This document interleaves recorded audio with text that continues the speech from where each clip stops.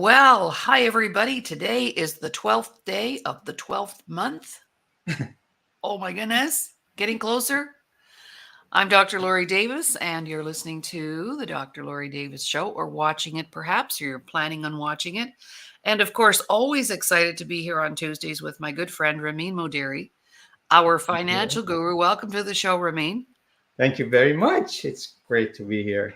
Glad to You're have like, yeah, you're like a piece of furniture now, okay? you. You know how you get like then you're like the furniture. Okay. But today is, and we should announce that we are streaming live on E360 TV. So the show will be recorded and stored there on our Facebook page, Self-Worth, the Missing Link Superstars, and also on our YouTube channel, Laurie Davis Show Host. You just have to search that. And also, today is our last show before the new year. So we really want you to enjoy yourself. And Ramin has prepared a terrific topic for us today. And you know, I'm all ears. Anybody who knows me personally and my sense of humor, and you know where I can go with things. But, really, sex and investing. Now, not even I thought of that. All right. Which is, I told Ramin, you're getting brave, man. Sex and investing and the connections. But I'm sure that you'll find some serious notes in today's Mhm. broadcast, but also we're going to have some fun today because it's Christmas after all coming up and time's getting short for good old St. Nick to come down the chimney. And looking forward to our workshop, not workshop. See, we do workshops too. So we get mixed up sometimes. We don't know if we're in a workshop or a show right now, but it's a show. So over to you, Ramin, for some introductions and how are things on your side of the fence as far as weather and Christmas and all that? California's gearing up, I see. Yes, thank you very much. As always, it's wonderful to be here. It's Tuesdays are really my favorite days. It's great. And yes, California is wonderful. It gets cold at nights and it's beautiful during the day. Yesterday, I was meeting with a friend. We were walking on the beach, and it was in shorts and tank tops. So it's nice to appreciate that. And but then at nights it gets cold, so we appreciate a little Hmm. different weather. So now, thankfully, it's all good. So yeah. Anyway, I'll today is I thought we will discuss something that I know because you mentioned about the taboos, right? Especially in the families, couples, parents, they don't want to talk about money. No. Thank God it's getting a little better because of uh, because of social media and other things is exposure. But talking about exposure, the other part is sex. I mean, how many really parents sit down and discuss things, or even couples? So what I'm gonna do, take you on a journey, and you'll see how much connectedness is between money, wealth, and sex. And there's a lot of commonality, but also we will explore some of the ways to uh, invest and investment in sex, in a sex related things. How is there any value on that? So uh, basically that will be the subject. And of course, as I mentioned, when you think about sex, many people's ears perks up. I don't care what background they're, what culture, what age. The old saying is sex sells. So just imagine how many books, when you Google things about that, or Hmm. articles, we talk Hmm. about tabloids. The cover is generally in order to get the people to attract and read their articles. That's about it. So, and and of course, money, wealth. That's another major subject that people are always interested. So there's this again connection. And when we think about really sex, you're talking about thousands and thousands of years. And unfortunately, what has happened is the women have been actually the subject and object of this conversation. And when you look back, and first of all, I have to tell you, I mean, women are, every day I'm grateful that God has created women. They're the most beautiful things, and they are actually the reason for living, at least for men. I mean, I think God knew what he was doing, or, universe. So, um, but unfortunately, when you, again, you go back in the history, whether it is the civilization from Greek to Roman, when you think about like Caligula, the emperor, you think about the orgies and the things that they were using. It was always the beauty of the women as, rather than as an active person in control. And it has become over the years, because of that, unfortunately, women never were allowed to be independent, have education as much as, again, men.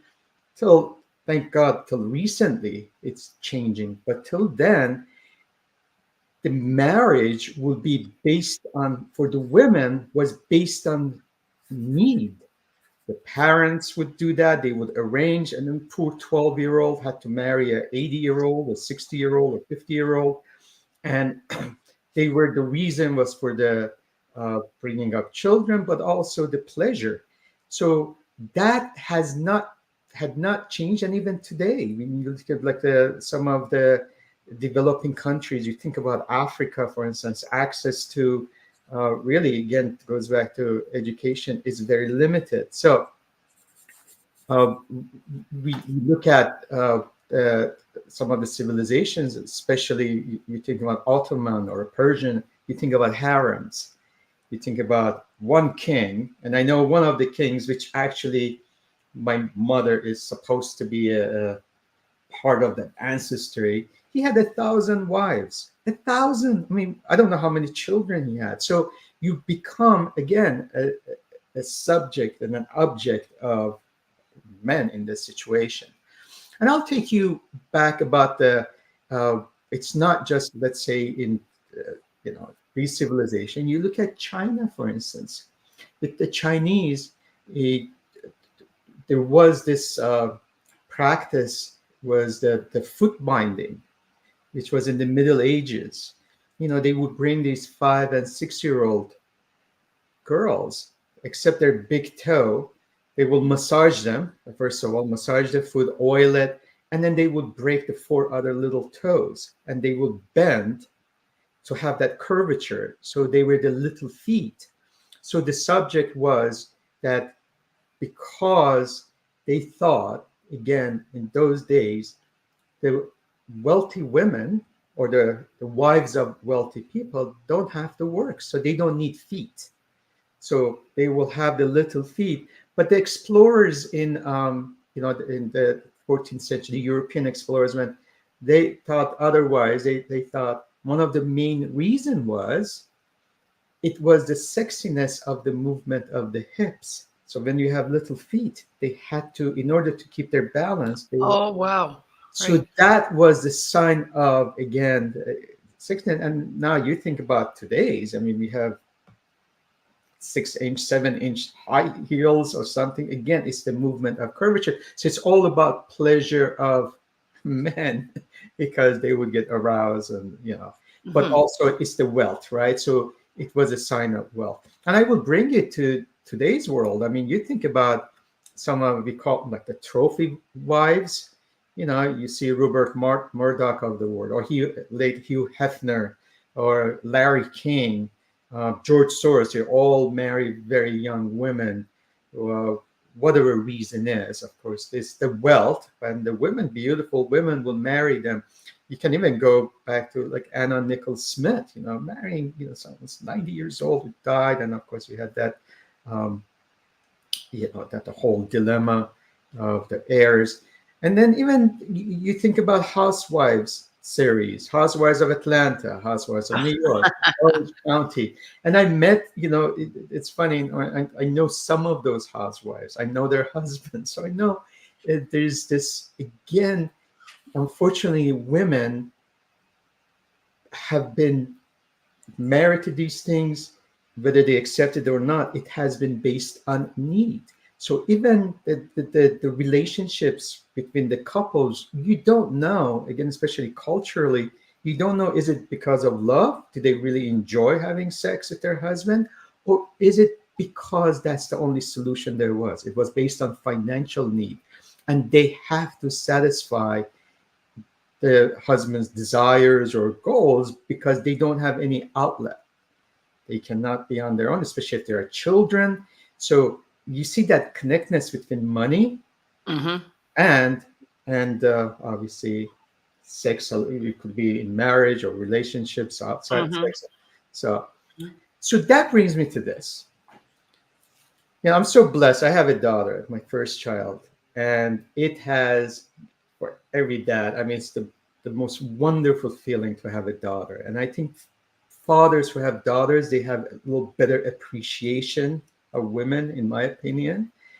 And one of the things I had mentioned, I've talked to her, it's important for her to be independent in many ways before she gets married or have a very serious relationships, because she has to know her own value, she has to know who she is and what she wants. So she's not doing things because of the need, it's because of the choice.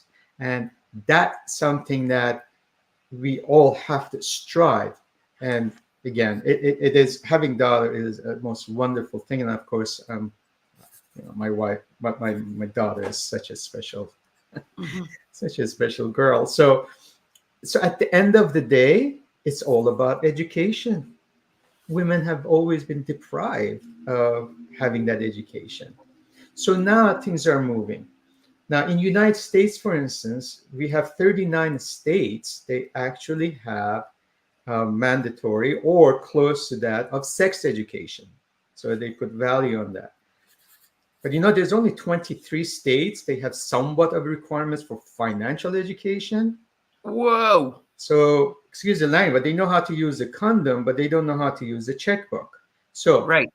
and I've seen again in the universities, kids are going to, they're in an MBA program and is still having difficulty to balance their checkbooks or how to budget their things. So that's has to improve. Mm-hmm. And there is the right direction, but very slow. So I don't know what is the politics behind it, but the youth, the high school students have to be, before get to their college, they have to understand that. So it is all about education and understanding their own values. So how are we doing? I'll stop it there. So I just want to get a little serious Yes. subject out of the way. But it is Yep. about, again, self-worth, right? Your Yeah. department. So Well, a few things were coming up for me. We know here in Canada, the largest poverty group is women over 50. hmm, Um, because their source of income, whether it was their husband or their job, has ended. And I know in my own family, where my uncles passed away and my aunties didn't even know how to pay a bill, didn't know how to write a check. Now, in my family, it was totally different because my dad came home, handed my mom his paycheck, and she managed the finances. Um, the other one that came up was the sex education. I do have a funny story around that, but if we have time at the end, I'll share that. Then I thought about right now, the human trafficking, the sex trafficking right now is the largest crime on the planet. It outshines drug smuggling, gun smuggling. Sex trafficking is like huge. We know that. And we have our friend in Africa who shares with us that, little girls walking 3 to 5 miles to get to a schoolhouse can be raped on the way there and on the way home again. And so there's that. Um, I remember saying to my first husband, and because I was an independent woman, still am, and I've said this to all my husbands, all 10 of them. No, I'm just kidding. You're not in my life because I need you. You're in my life because I want you here. And I've always had that privilege of being able to say that because I've always been able to earn my own money. 39 state sex ed, only 23 financial. I think that's out of balance.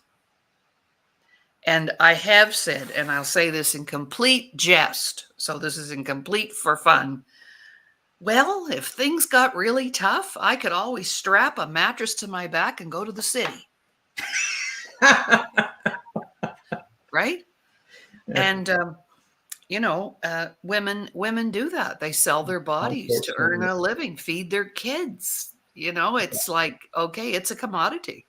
it is. It's a Unfortunately, commodity, yes. And that right? should be changed. And that's a Definitely. big So choice. those are a few things that just came up while you were talking. So I'm Awesome. just taking little notes while you're to remind me of some stories, but I do have a great story about I sex ed. love to hear it. I was in the school system in Nova Scotia when it was introduced in 1984, Okay. and Great. how that rolled out. Awesome. All right. So I'm gonna now move on to a little lighter side of things and Okay. related to investing and how is there any possibility anything related? Again, there is no you know boundary, so we'll talk about different subjects in a specific order. One of the things in the Middle East, believe it or not, it's in the culture is, it was, I think it was said by the Prophet is if you want to find a good wife, you pinch her ankle. So if you can pinch it and there is a good chunk, that's the woman you marry. So the cultures are very different, right? So because she will be strong, she can carry children, and we find the curvature, all that. So that's what you see in the Middle East. A lot of curvature is very much appreciated rather than some cultures they go after thin. It all depends on the taste. Even you look at art, sometimes whether somebody's dark or somebody is light, is that which part is the sexiness of that or the curvatures versus no curvature. So let's talk about if there's any way to make money. And I didn't mean to tie a mattress behind ourselves, and it's part of our subject. So some of the ways it's going to be unorthodox, but as you know, some of the biggest things have been like the Playboy, right? The Yes. magazines like Hustler magazine and Yes. some of those magazines. But Playboy has been, because of Hugh Hefner when he started, I think it was 1950s. One of the ways to make money is if there anyone in the audience, you can go look at if they have any collections from old days. Is some of these Playboy old issues, they have very good value, especially if they're new. The most valuable Playboy issue dates back to December 1953, and that was the cover of Marilyn Monroe. And that was sold for $39,000. So so on eBay, if some people go there for from few $100s to up to $39,000, that it will have a value, a collector's value.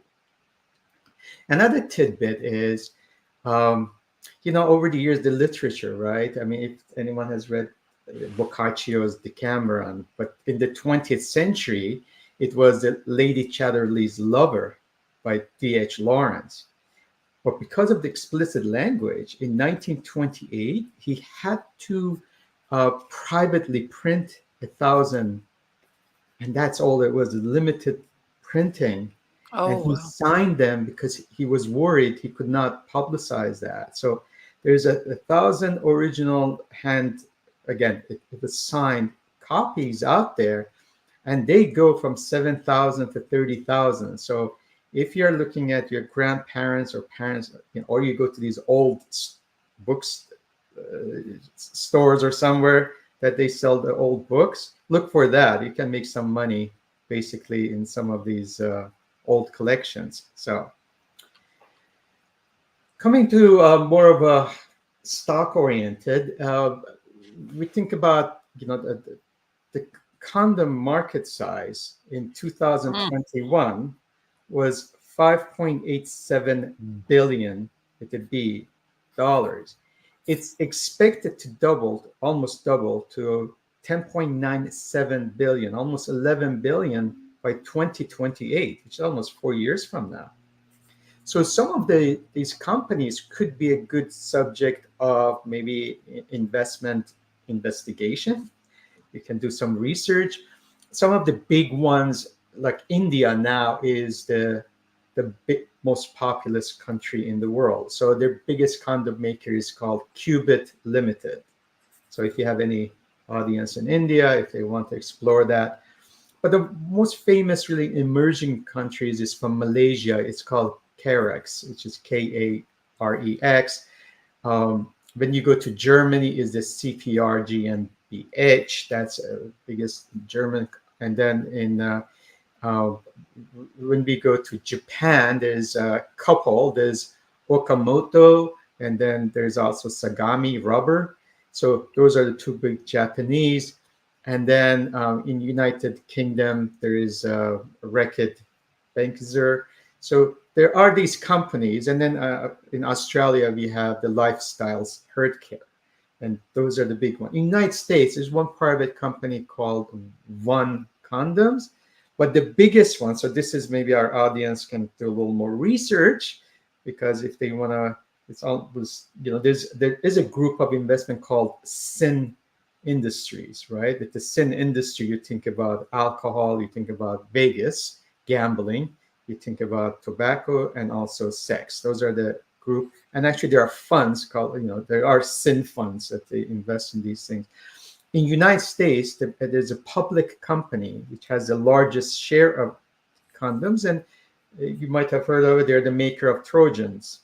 So, and they constantly improve, and that's Church and Dwight Company, and symbol is CHD, and they actually done well. They're pretty, you look at their chart and it's pretty steady. So here, it's a consumer demand or whatever, but it has done well. Another industry is adult entertainment, and once we talk about, we call them hospitality, and this is, again, if you do not have any restrictions from your belief system, they have been, the biggest one I will share with you has done very well, and it is RCI Hospitality. And RCI Hospitality, the symbol is RICK, RICK, and they own Rick's Cabaret, they own Jaguar Club, they own Tootsie Cabaret, XTC Cabaret. So all, again, adult entertainments. Mm-hmm. And think of this: when we had the COVID, what happened? Socially, everything was really closed, so nobody would go. And we think about from gyms to movie theaters, any type of entertainment, restaurants, bars. So the stock of Rick, it hit the low of in April 19th, to be exact, in 2020, it's $7.80. All right. Almost less than 2 years later, by January 18th of this year, 2023, it was at $97. Wow. It's almost like 14 times. Imagine if you would have put 10,000, you would have had 140,000 in this company. So simplicity, right? So finally people could go out. So it also shows you what big of a business it is. It's a money making. And so today it is at $62 area. So still, far cry of exact where it was at $7. So that's another, again, an option. One of the biggest ones for many, many years was the Playboy itself. Playboy was a public company. The symbol is PLBY. And, of course, Hugh Hefner passed away, but his daughter was very active in the management anyway. So the stock, actually, believe it or not, about 2.5 years ago, almost 3 years ago, on April 26th, was at $55, hit the highs of 55, 54. Unfortunately, today, I mean, for the company, it's actually at 65 cents. It's a penny stock. So this wow. empire, when you think about Playboy bunnies, all the things that they had, so it has gone the other way. It's only a $48 million market. So speaking, again, these are investments in the public companies.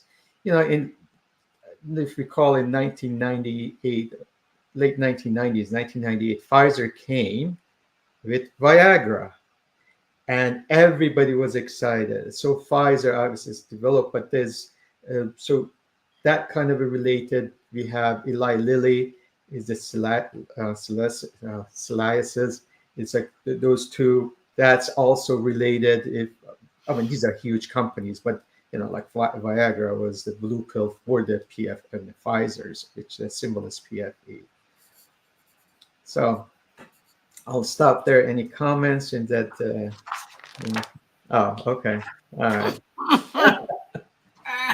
So I talked about Rex, and about so they have these adult entertainment, and they have obviously the dancers, and dancers don't have to offer other services; they're purely entertainment. And I know, I had friends. So I grew up in Connecticut. I went to school in Connecticut, and I had friends who went to Brown University, and I had other friends. I mean, that went to, they were girls, and they would be part of Ivy League. So they will be very smart, but they would dance on the weekends. Friday nights and Saturdays were big, and they would actually make so much more money after even graduating. That was the way they paid for their tuitions. So it was kind of accepted. And a little story I have to tell you. I have a good friend, got 30 some years in California, and he's a doctor. And he said, he was telling me many years ago, we were playing soccer, and he comes and he says, Ramin, he went to USC, by the way, University of Southern California. He said, "Oh, we had this really good student in our classroom, and she was from Iran, and very studious, quiet, and we thought, oh wow, she's such a smart cookie." And she said one day one of our friends came, and apparently he was watching an adult movie, and come to find out she's in that movie. It's like he goes, oh, we were all shocked. So there are stories like that. Or myself, I went about in 2010, attended these self-help conferences. My wife wanted to go to these things, and we were in a small group. So one of the um, people in our group, 5 of us, and there was this young girl. Actually, she looked at me as a father figure. So we were talking, and come to find out, she was a famous adult movie star and won many trophies. And her parents were her managers. Talking about having and they went on ABC's 2020 program, and there was a program about the parents. So no wonder she was completely messed up, and she was No being kidding. abused by her boyfriend, who was her director or whatever. So there are stories like that when it comes to obviously people who are in this industry. That also becomes unfortunately the abuse. Uh, One tidbit that has come up: people who are in the they're sex workers, whether the ladies of the night, or do they have retirement planning? Can they contribute to like 401k or pensions or IRAs in the United States? Is it? Oh my gosh. So the question is, do they file taxes? So if they do, as a business, they have to, then yes, they will be qualified. So, but if they don't, unfortunately, then they do not have. And of course, as you know, it's a very short, it's like athletes, even shorter, basically careers, right? So they have to have alternatives. And as you mentioned about the sex workers, unfortunately, there's the abuse, but also the need. Whether the husband has left or have children needed, they're forced in these. I know there's a lot of times we debate they have alternatives, and it's a choice sometimes, and sometimes it's not. And I know a lot of children at a young age, because of abusive uh, parents or step parents, have ran away, and they had no choices, but they choose gang life. Or but just a simple answer, yeah, they cannot, really don't have retirement plans, because businesses, unless they're entrepreneurs and they have a business, they can have that. How are we doing so far before I Yeah, continue well, talking about that? interesting stuff. I think I'm quite accurate in saying this, and he's passed away. So, if I'm wrong, but I know I'm not. So, you may not know how the person next to you is making money. So, we had a very famous Canadian television show back in the 50s and 60s. It was called Front Page Challenge. And there would be a mystery guest who was connected to some kind of newspaper story. And one of the guys on the show, he was an older guy, his name was Gordon Sinclair. And he used to always wear these wild plaid jackets, kind of like Don Cherry, in the hockey Oh, industry. yeah. So he'd wear these fancy jackets, and he was extremely wealthy, but everybody thought, oh, he's got a lot of money because he's on TV. No. Gordon Sinclair was one of the very first investors in tampons. Oh, what? Yeah, that's where he made his money. When that product came out in the 60s for women to have an option, he invested, and that's where he made his money. And somebody said to him one time something about, gee, Gordon, you're just like a tampon stuck in the middle with you.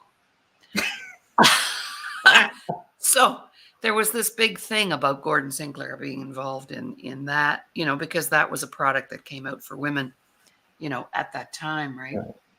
And the same with pantyhose. Hmm. Other than just regular nylon stockings now and garter belts that we all grew up with, now we could have it all in one piece.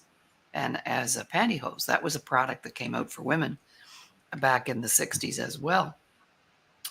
So, yeah, and I'm thinking about, I have a personal story around condoms. So I'm finding myself a single woman, and I've been, invited out, and I've dated this guy for a few times, and I thought, something's going to happen. So I better be prepared. Now, having married my one and only lover from the time I was 19 till I was 34, I never had a need for condoms. So I go to the drugstore, and I'm standing there, and I'm looking at rows and rows, and I thought you just went in and asked for a little package and you'd get that. No, I couldn't believe the variety and the number, and I thought, how do I even know which kind to buy? That's when I could have used some advice, from somebody, because I was going to certainly protect myself, but I thought, wow, like, how does that happen? So I must have been extremely hopeful, because I bought the largest box of them you could get, because they were a better price. And then I thought, well, I'll share them with my girlfriend, who's not that bright. She's probably, because it was a double date thing, I said, she's probably not going to know enough to have them. Yeah. And sure enough, I had to share them. But anyway, that's my condom story. And also, Eleanor Roosevelt, if you know about her love life, she was married to our Franklin, and he had his own lineup of mistresses and so on. Right. But Eleanor privately funded 75 students through their whole university career. And one of them was a lover. And she also had a lesbian lover. So, when you start digging around, there's a lot of different kinds of connections to sex and money. And hey, when you watch a movie, sometimes the only time you ever see any large amount of money is in a briefcase on the hood of a car after a drug deal or some pimp has collected his fees for the night. It's just all there for us. And at the end, if we have time, I'll talk about a movie I watched last night. Pretty serious movie. The world we leave, or the world, something like that.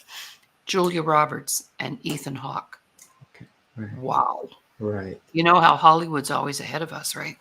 Right. Telling us what's going on.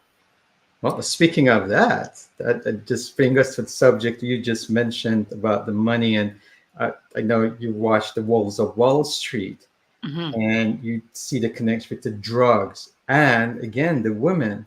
So the question is, a lot of investment banker in Wall Street, do they use sex as a closure And there's been this debate. The head of the companies, no, I mean, we are not stupid, but yet it has. When you talk about golf courses and the buddies, it has been used. I know in Japan is a common practice. In United States, entertainment. So in United States, yes, and I worked in Wall Street, and I've seen it is not the sole purpose in the beginning. So you go out, drink, you go to the bar. After Right. the bar, you go to the strip club. After the strip club, you come and you might have a guest and stay the night. And it is about, again, that men's connection. It's all generally, of course, it's the men who do this. So it is not the sole reason for the, again, closing the contract, but billions of dollars have been made because of the convenience. And of course, this is called travel and entertainment business deduction. So it is paid by the company. So the money, I, as an employee, if I'm an investment banker, I don't have to worry about it. I just send the bill to my employer, and that's what they do. They deduct it, and it's paid. Mm-hmm. But it plays a big role in big cities, big financial centers of the world. It has been used. So here goes sex and Wall Street, or money and drugs in some ways. But it starts all from a social gathering from bar and ends up who knows where. But there's been, again, the dispute, but a lot of women who've worked in the industry have said, oh, of course, it's like athletes, the musicians, it happens, the groupies, but this is more of a business decision that they do. So Well, sure. If you're not going to sleep with the director, you probably won't get the part in the movie. that's also, it happens. Right. Exactly. I mean, on those sets, that happens all the time. That's where a lot of these celebrities met their partners, while they were married to somebody else, Mhm. blah, blah, blah. And again, comes to, and unfortunately, it is sometimes based on need, based on the mission or justification of what we need to do. But again, it's most of the time you can see the men do that. So, on a more of a moving from actual the sex in a sense of the part of the sexuality to actually the difference between men and women when it comes to investing. So there was a study done in 2012, 2013 about portfolio managers, were males versus females. And I've done studies actually on the traders. And we found out like men they're more aggressive, the hunters, they're more aggressive, they're more overconfident, and they trade more over trade, basically. The turnover. With the portfolio managers, they traded more, about 10% more than women. So women uh, investors, women portfolio managers trade, they are more conservative because they're a nurturer, right? So they look at the risks in a different way than men do. Men go out there, kill or be killed. Women, no, Right. they have children they have to take care of and all. So the interesting thing was, you would think that, in the long run, women will do better because men do crazy things. But there was not much difference except when it came on a risk adjusted. So when there was a risk, they did better. The other thing I found out, it's interesting, women are less optimistic about economy when it comes to attitude Okay. and investing. So when we talk you know, about future, and the reason is, you mentioned, it's taking care of, they're the ones, a lot of times they're with the children at home. They do the, most of the time, grocery shopping, they do the budgeting, they can see what is happening with the real economy rather than, what is it's said on TV. So they face more financial challenges. They are the ones, again, the lack of education, and that brings us, they have to be educated, they have to be independent, and that's what happens, that they are less optimistic. So I'm gonna finish our, running out of time. So uh, a couple of things you mentioned about vocabulary when it comes to in the word of trading. and we've talked about technical analysis. I just want to tell you some of, you see where these coming from when we have like an investing and trading. There's when they announce like in the buying or selling, they call it buying and selling climax. So buying and selling climax. There is a double or triple bottom. There's Adam and Eve patterns in technical analysis.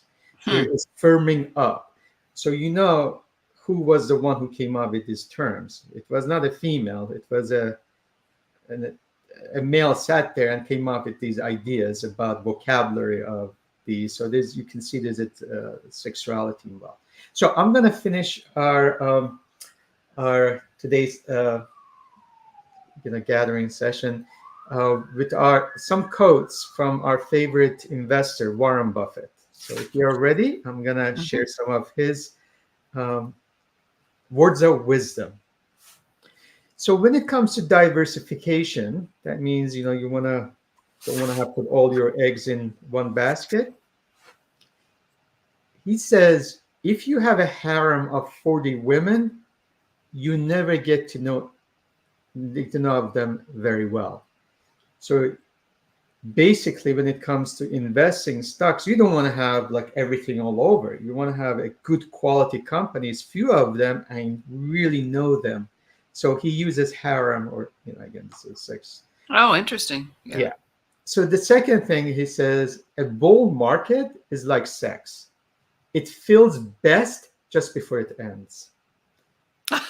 So, and people who've been to these bubbles and euphorias, they Yeah, appreciate that. that's So cool. yeah, here comes again the um, good old Warren. And then next thing is he says it's nice to have a lot of money, which he has, but you don't want to keep it around forever, and that's what he has really given out so much. I prefer buying things, and he means in a good way. Otherwise, it's a little like saving sex for your old age. So use it or you lose it. So I thought that was interesting about again sex. That's a good one. Yeah. That's a good one. And the last one, I will leave it with that. Leave you with that, and I would advise that to our especially a younger audience.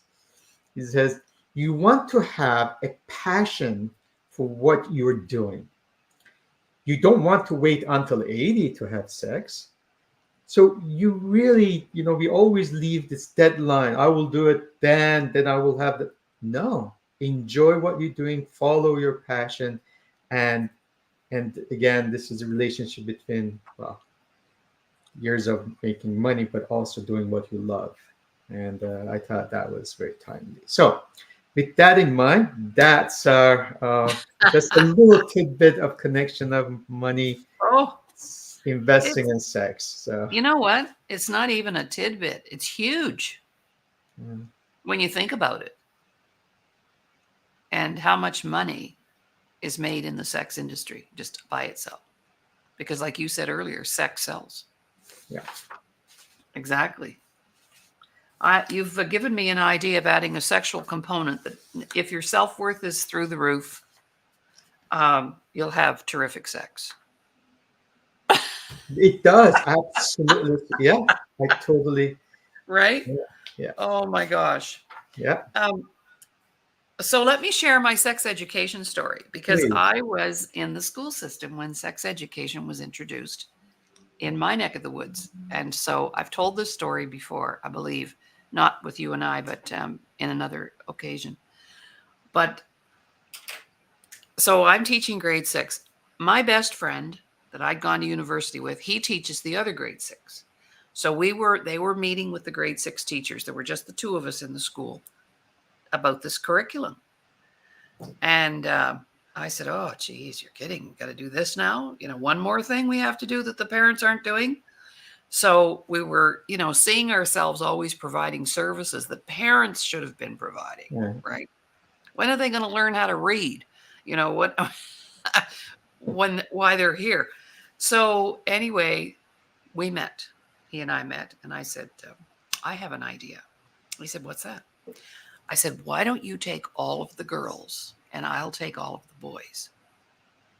And then they have a man that they can connect to, teaching them about their periods and that it's okay for, men to know about that stuff. And then I can be the same with the boys and the things that they're going to experience. Well, it was the most brilliant thing we did. The kids loved it.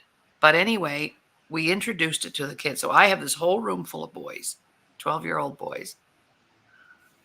And I told them, what we were going to be doing. We're going to talk about a woman's body and what happens there, and a man's body and what happens there. And some of you are probably having those experiences already. And this one boy, I'll never forget him. Blue eyes, blonde hair, sitting at the back. He's sitting there and he's getting redder and redder. And I said, his name was Brad. I'll never forget him. I said, Brad, are you okay? Well, he said, guess what happened on the weekend? I said, what? What happened on the weekend? My dad, and I may have shared this with you, my dad gave my mom and my sister his gold Visa card and told them to go for the day shopping and they could get whatever they wanted, lunch, because he wanted to have quality time with me. I said, okay, that sounds like a plan. Well, yeah, he said, but he gets downstairs in the family room and he said, Brad, we have to have a talk. And he said, Dad got all sweaty and he got all red in the face and he was wringing his hands and he was trying to talk to me. He said, well, Brad, we have to have this man-to-man talk. Okay, Dad. Yeah, and I have to tell you some things that are going to happen to you, or maybe they're happening to you already. Okay, Dad. He said, I never got a bit of information from Dad, so I'm really glad that we're going to be doing this in school. He said, we spent the whole afternoon, and I walked out of the rec room. I didn't know any more than when I walked in. And the girls came home with the shopping bags and the dresses and the shoes. They had a heck of a time. And my dad is like beside himself. He's just really beside himself. And I said, well, Brad, I guess you're not alone. And I asked the question. I said, boys, how many of you have had your dad sit down with you and had the sex talk? And not one of them raised their hand. They just didn't know anything. Yeah. Right? Absolutely. So there was a sex and money story. It cost him a lot that day not to get the information out. Right. Right. Right. That brings me to my dad. I never Okay. forget. It's funny. There's some events in your life you always vividly remember. Mm-hmm. I was 15 years of age, and we were driving in the car. He picked me up from high school, and I lived with my mom, so he decided to take me to my house, and it's like. So I remember exactly at that point, he's like, he just said, sweating. I'm 15. And then he said, son, I'm going to talk to you about something which is very important. And he finally comes out and talking about, self-satisfaction and sex. And I said, okay, Dad, what do you want to know? I can help you with. And he was relieved. He was so relieved. Oh, He said, yeah. son, I said, Dad, I'm 15, I was Yeah. 11. It's like, Yeah. Been there. so Yeah. that was end of that conversation. We never spoke about anything else. He was just relieved and he was so happy. Although, as you said, he should have talked to me when I was 11, 12, not 15. But Right. anyway, Yeah. It but was a that's little bit, how late. nature is. Yeah. Yeah. But he didn't realize. He's like looking at me, Yeah. becomes a little boy, and Right. yeah, but And it's as a important. young, Education, right? So, right. And as a young girl in my generation, the only way you learned about having a period was your mother might have handed you a little pamphlet or a book and told you to read it. That's right. what happened. And you'd go to your bedroom and you'd be going like, what? Yeah. What is going to happen here? And that's how you find out about it. Like, really, moms? Serious moms and dads out there, please. But my dad was very open like that. And he was the one who sat us down and shared with us what is rape.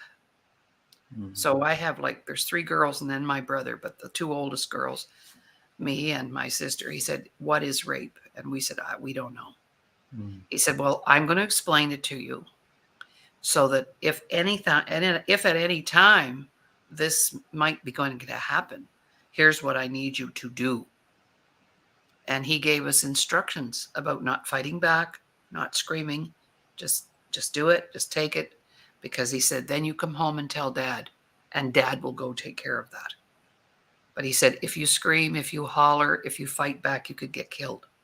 So this is what you're going to do. And I'm quite sure that never happened to any. Well, no, it never happened to me. And I don't know about my sisters, but I'm going, okay. But that was that dad protecting that daughter, which you talked about earlier on, how if you've had and I was my father's son. I was the oldest girl, and then there was another girl, and then there was another girl. And then they had my brother. But so he talked to me like that, like I was his son, really. And he was extremely open like that. Yeah. And I think that came from being overseas during the war.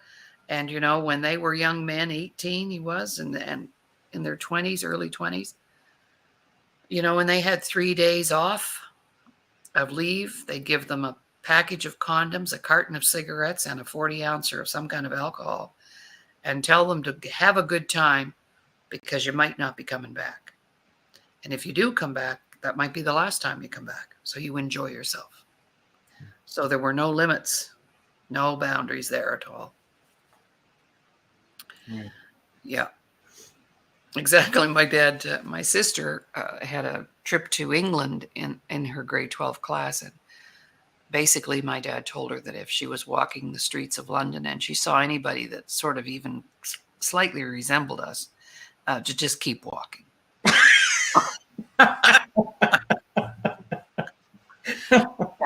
Mm-hmm. So yeah, I'm glad we had this topic today, because the two taboo topics in the world are sex and money, and they're the two things that make the world go round.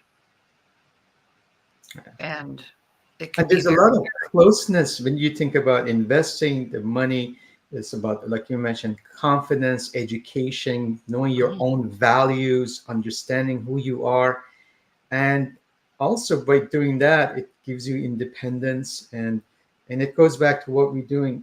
You can see the relationship when you have financial education, when you have that independence from the, again, wealth side of things, you can be very selective on your choices. You can make the right one. Not be always have that, again, that got to make sure there's always that risk of wrong decisions, but generally at least we have a right foundation. So it goes back again, not to rely on somebody else making the decisions for us. And it's, you can see how important, again, the education about money, about investing, having our own destiny in our own hands rather than somebody else's. So the good news is it is changing. I think, the women population is actually becoming larger than, in the future. They have the growth is obviously more in the female, and they're more even attending universities now. They're more educated. So, but that financial education is still a taboo. I mean, absolutely. I don't care how much university background you have, you still, it's a life experience, and that's what they need. Well, no disrespect here, but what MBA student would have ever gone to a lecture of how sex is connected to money?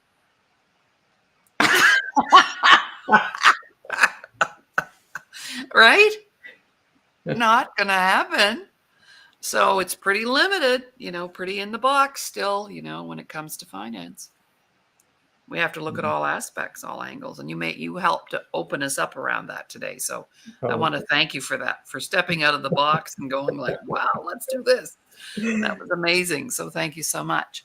Our time is up. So Okay. I know we would love to Oh my God, yeah. wish everybody Yeah. Whatever your holiday, happy Hanukkah, very Merry Christmas, whatever your traditions are, and just enjoy time with your family and your loved ones. That's the greatest gift. And we'll be back in the new year. I have recorded shows all over the holidays, and a new look, new everything for the new year for the show. So we just want to thank all of our supporters. And if you've been on the show as a guest or you've listened to the show, we want you to know how much we appreciate that. So remember, we're streaming live on E360 TV, Self-Worth the Missing Link Superstars, and also on YouTube. Anything you wish to say before we sign off there, Ramin? No, I echo every word that you said. How grateful we are to have such a wonderful, audience sharing our thoughts, really our experiences more than anything else. So we are very blessed. So I wish everyone, again, like you just said, have a wonderful holiday and filled with much blessings. See you next year. And get ready to kick butt in 2024. Yeah. Okay, everybody. Bye for now. Bye.